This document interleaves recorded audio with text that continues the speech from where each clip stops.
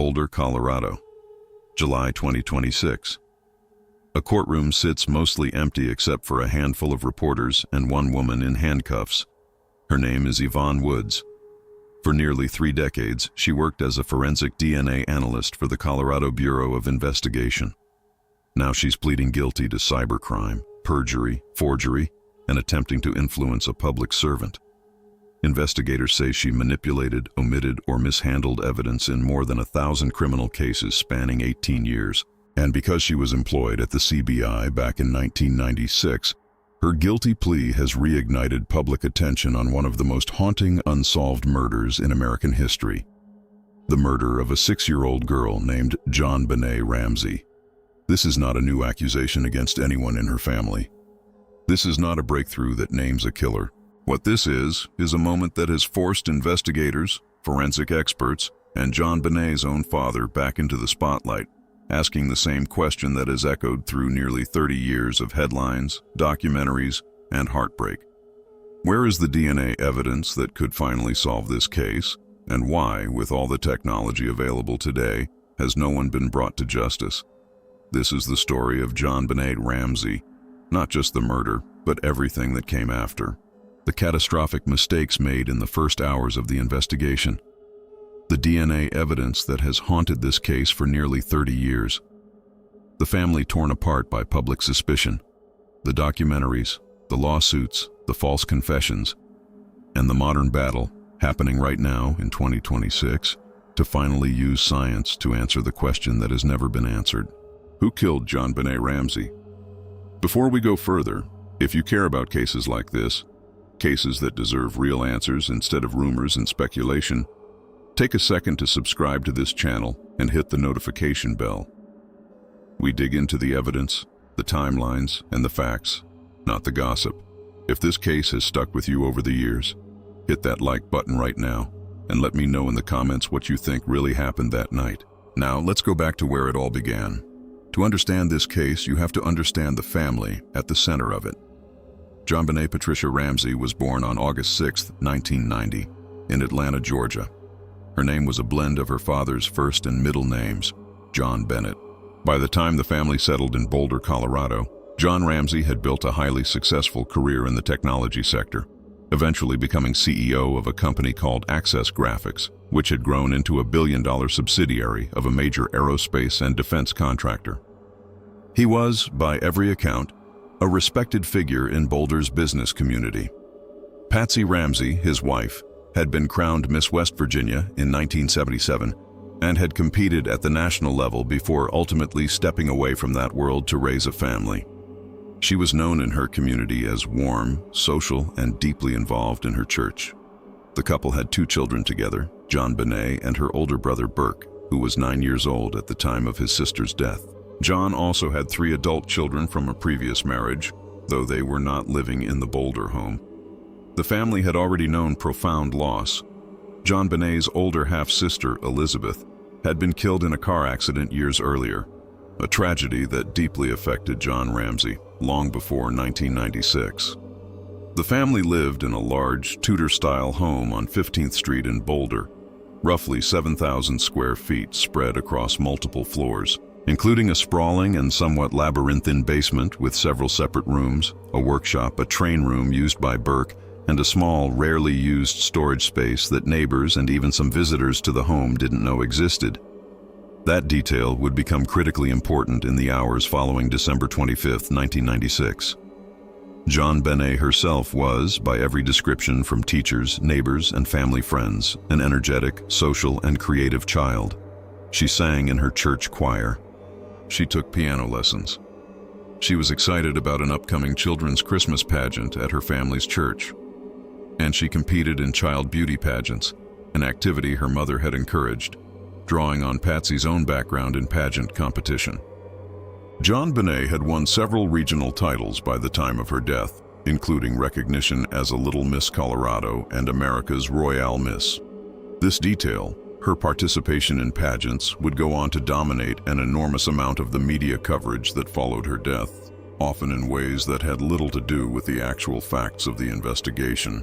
Television networks repeatedly aired footage from her pageant performances, often set to ominous music, footage of a child in costume and makeup performing for an audience.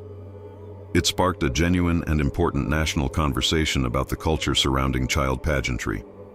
But it also, in the view of many who have studied this case closely, distracted from the physical evidence and turned a murder investigation into a referendum on parenting choices that, however debatable, had no established connection to who actually killed her. Christmas 1996 had, by every account from people who were present, been a normal, happy holiday for the Ramsey family. They opened presents together that morning. JonBenét received a bicycle she had wanted. That evening, the family attended a Christmas party at the home of close friends, Fleet and Priscilla White, just a few blocks away. Guests who were there that night have consistently described it as an unremarkable, joyful gathering. Nothing about that evening, according to everyone present, suggested anything was wrong. The family left the party sometime around 9 o'clock and returned home. According to John and Patsy, both children fell asleep on the short drive back. John carried JonBenét directly up to her bedroom. Patsy has stated that she changed her into different clothing before putting her to bed. Burke went to his own room. By 10 o'clock that night, according to the family's account, everyone in the house was asleep. It would be the last ordinary night this family would ever know. Somewhere between that moment and 5:52 the following morning, something happened inside that home that would destroy this family's life as they knew it. Spark one of the most extensively covered criminal investigations in American history, and remain formally unsolved for the next 3 decades. At approximately 5:30 a.m. on December 26th, Patsy Ramsey woke to prepare for a planned family trip. As she descended the home's spiral staircase toward the kitchen, she noticed 3 sheets of paper resting on one of the lower steps. She picked them up and began to read. It was not a note from her husband. It was a ransom demand, addressed directly to John, claiming that JonBenét had been taken and demanding $118,000 for her return. Patsy screamed for John. Together they rushed to JonBenét's bedroom. The bed was empty. Her daughter was gone. At 5:52 a.m., Patsy Ramsey placed a call to 911. That 5-minute call has since been analyzed by audio experts more times than perhaps any other 911 recording in American criminal history. Patsy's voice is frantic, at times barely coherent, as she tells the dispatcher that her daughter has been kidnapped and that a ransom note has been left behind. Boulder police officer Rick French arrived at the home within minutes at approximately 5:59 a.m. As the first officer on scene, he conducted an initial walkthrough of the house, checking doors and windows for any obvious sign of forced entry. He found none. In the basement, he opened the door to a small, dark storage room, sometimes referred to by the family as the wine cellar. He did not turn on the light. He did not step inside. Believing there was nothing of note, he closed the door and continued his search elsewhere in the house. It's a decision that would become one of the most examined and, in hindsight, devastating moments in the entire case. JonBenét's body lay inside that room, just feet from where Officer French stood. Had the light been switched on, had he stepped inside, the discovery would have come within the first hour of the investigation. The home could have been immediately secured as an active homicide scene, and much of what followed might have unfolded very differently. Instead, the morning continued under the belief that this was an active kidnapping. Word spread among friends and family, and within an hour, the Ramsey home filled with people. Fleet and Priscilla White arrived. The family's pastor came to offer comfort and prayer. Other close friends arrived to support the family through what everyone believed was an agonizing wait for a ransom call. According to the note, that call was supposed to come sometime between 8 and 10 in the morning. It never came. What resulted was, by any modern law enforcement standard, a catastrophic failure to secure a crime scene. More than a dozen people moved freely through the home in those early hours. They made coffee. They used bathrooms. They sat in various rooms, offering support to a family they believed was living through a kidnapping. Every person who entered that home was a potential source of evidentiary contamination.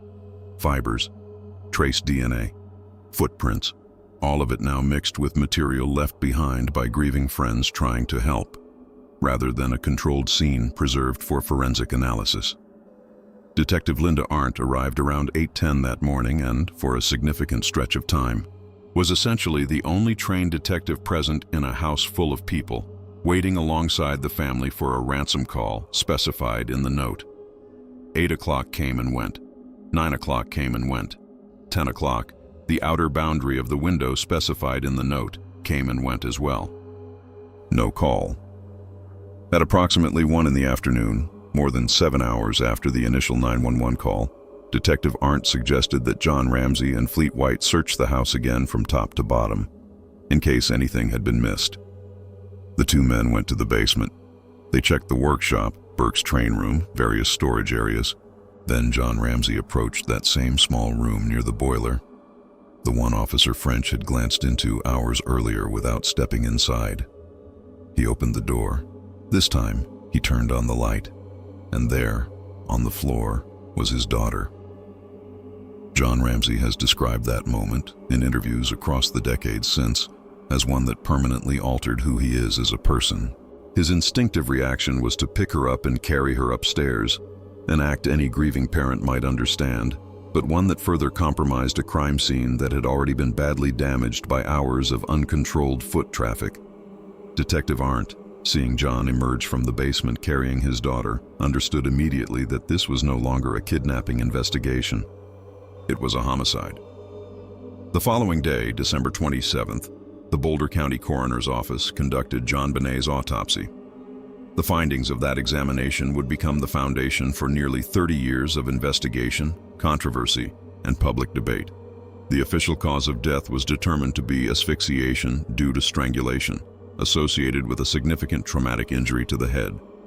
Medical examiners documented an extensive skull fracture, one that, according to forensic experts who have reviewed the case since, would have required considerable force and almost certainly rendered JonBenét unconscious.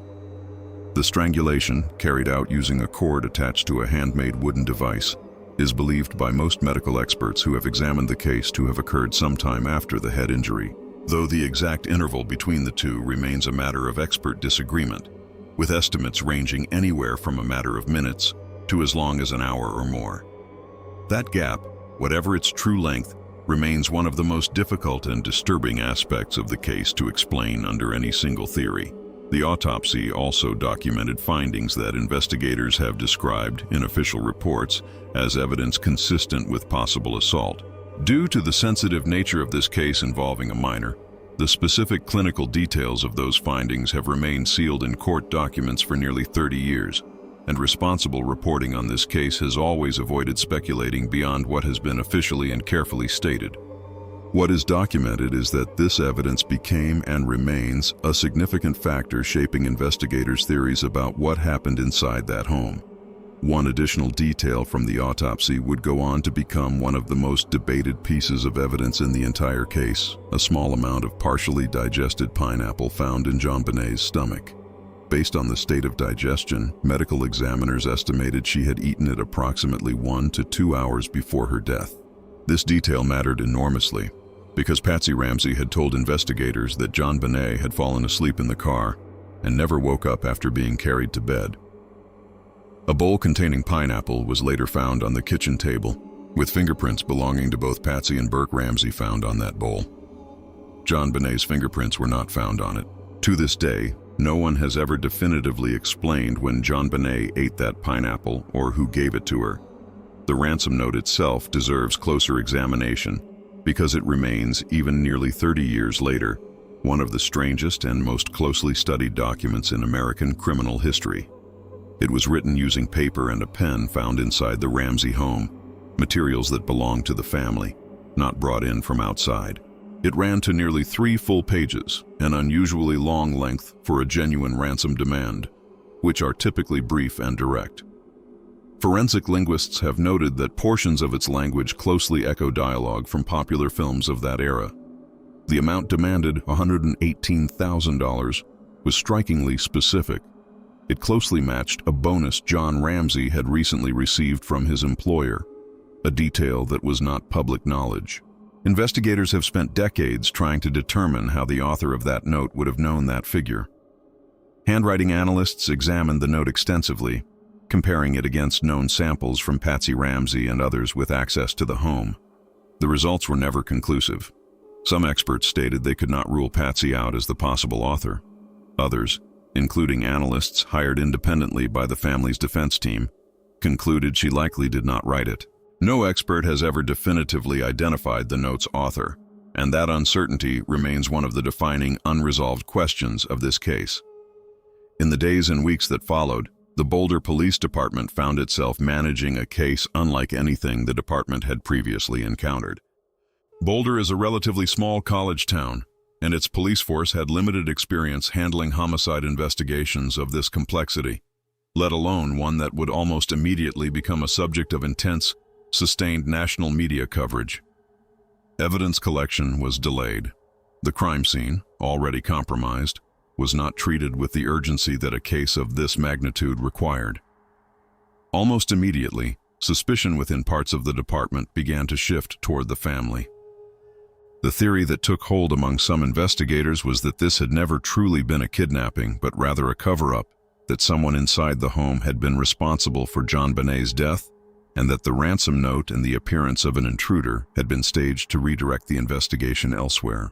This theory would come to dominate years of headlines, tabloid coverage, and deep internal conflict within the investigation itself.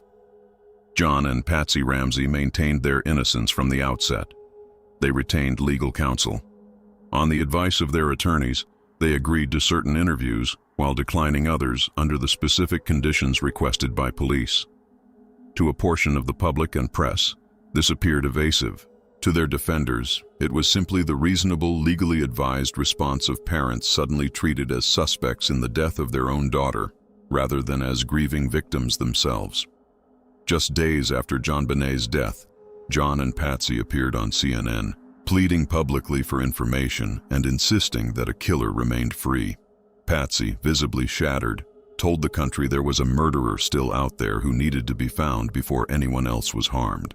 But by that point, much of the media narrative had already begun to solidify, one built around the family's wealth, JonBenét's participation in pageants, and behaviors that struck some observers as suspicious, rather than around the actual forensic evidence being gathered. Tension between the Boulder Police Department and the district attorney's office grew increasingly public and increasingly bitter.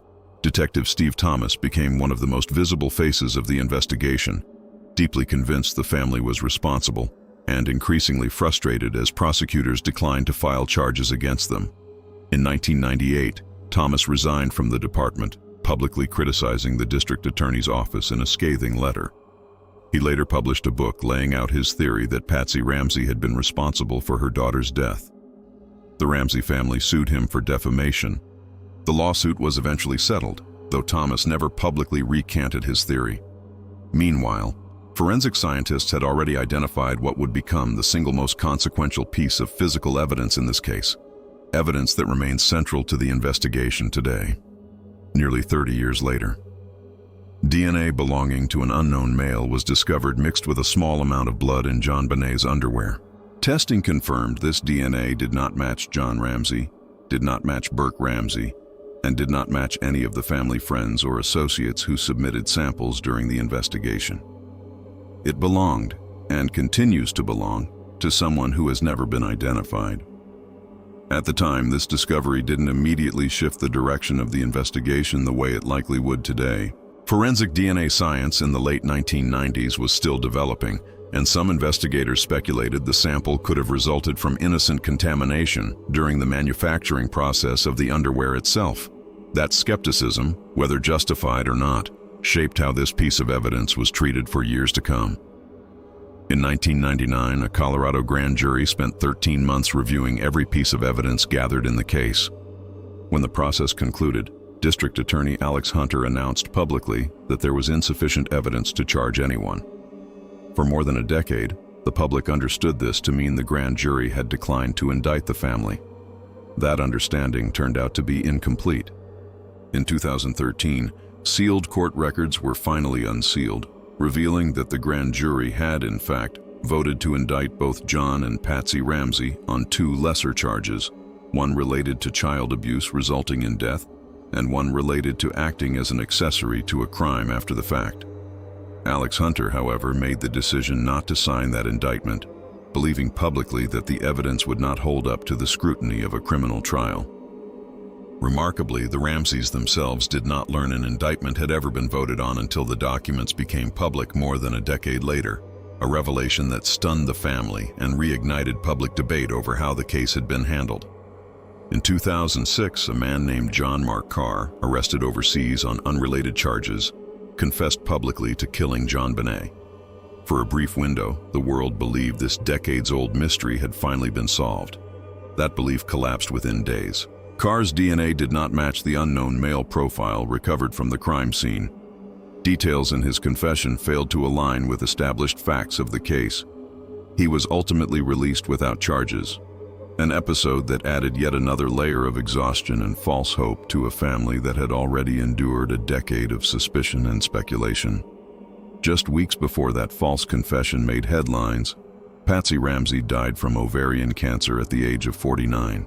She had spent the final years of her life still widely suspected by a significant portion of the public of having some role in her daughter's death, despite having never been charged with any crime. She did not live to see her name formally and publicly cleared. That clearing came 2 years later, in 2008, made possible by advances in forensic science. Investigators applied a relatively new technique known as touch DNA testing, capable of detecting genetic material left behind through simple contact, even in extremely small quantities that older testing methods couldn't reliably process. When applied to JonBenét's long underwear, the same unknown male DNA profile appeared again, this time recovered from a different location on a different piece of clothing than the original sample. This mattered enormously.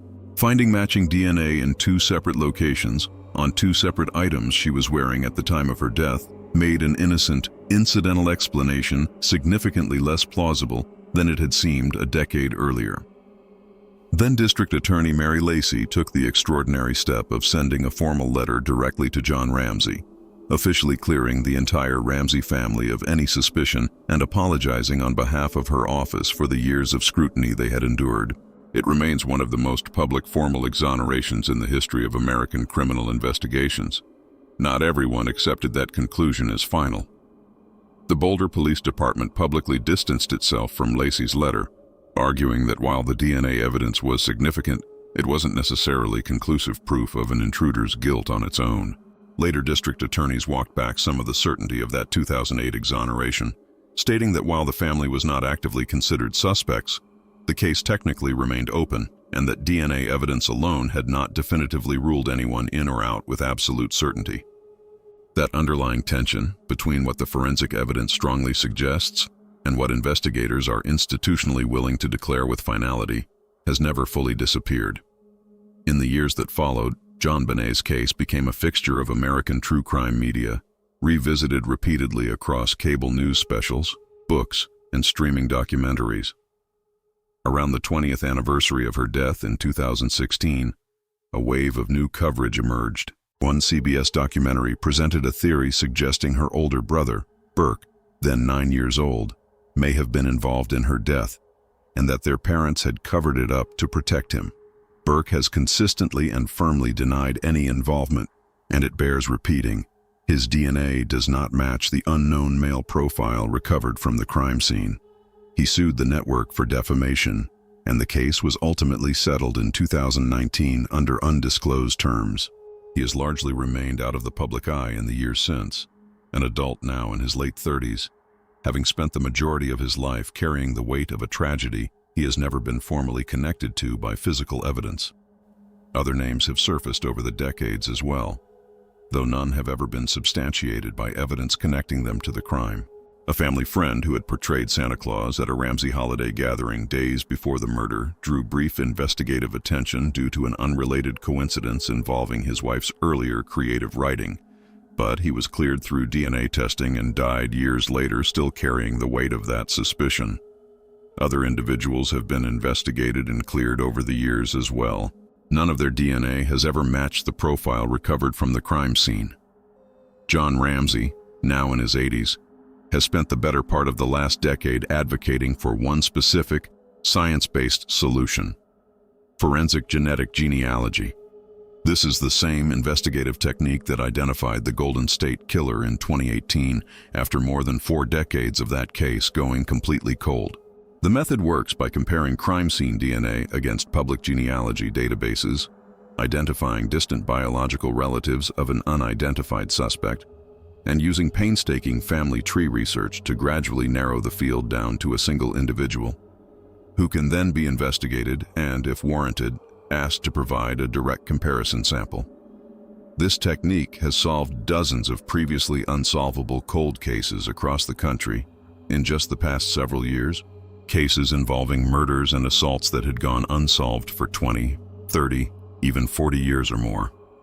Jon Ramsey believes, with the same determination he's carried publicly for years, that it could finally solve his daughter's case as well.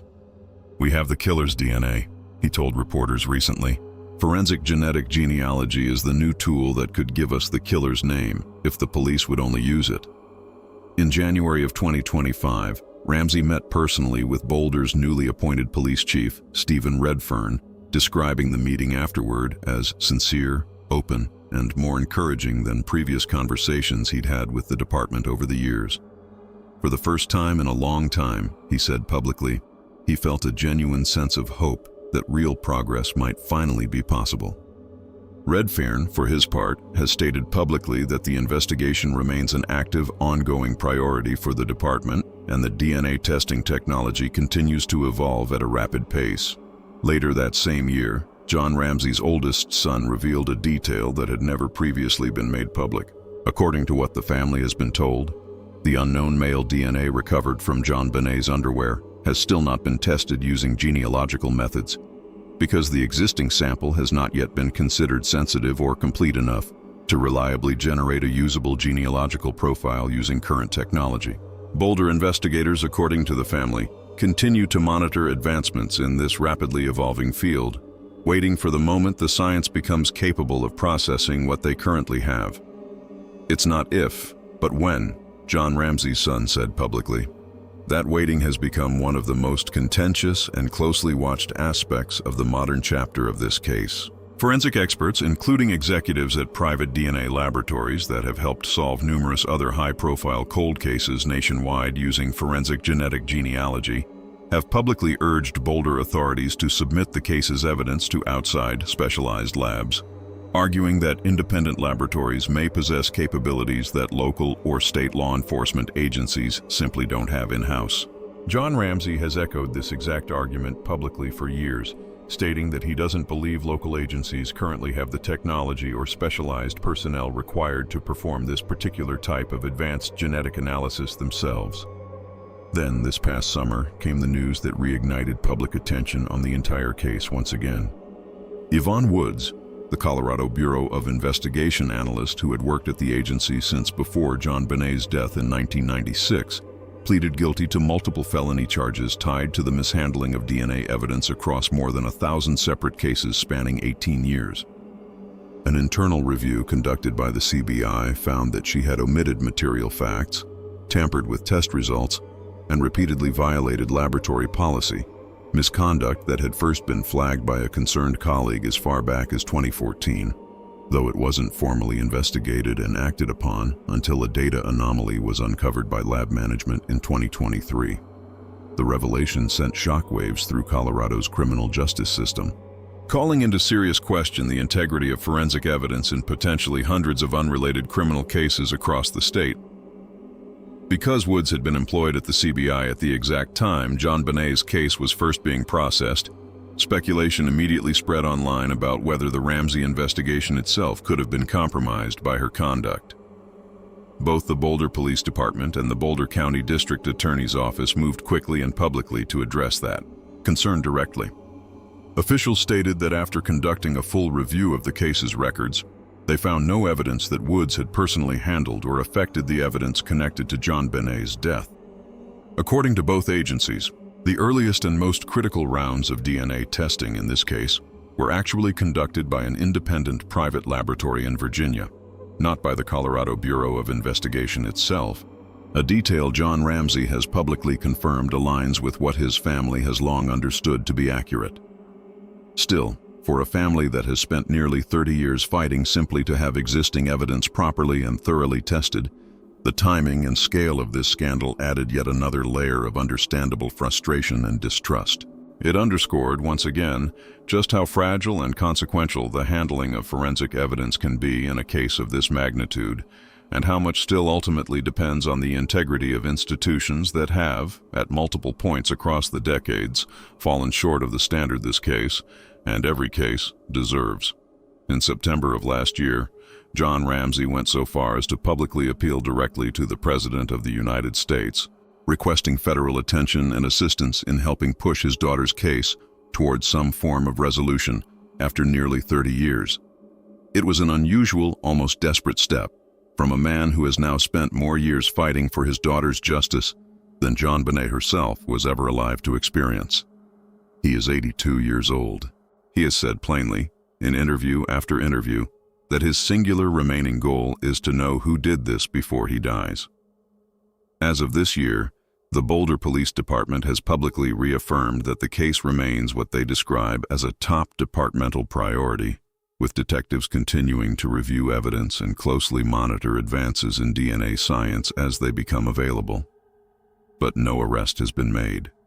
No individual has been formally named as a suspect in this case. The unknown male DNA recovered from JonBenét's clothing in 1997 and matched again through touch DNA testing in 2008 still has not been run through the specific kind of forensic genetic genealogy process that has successfully cracked so many other cold cases across the country in recent years.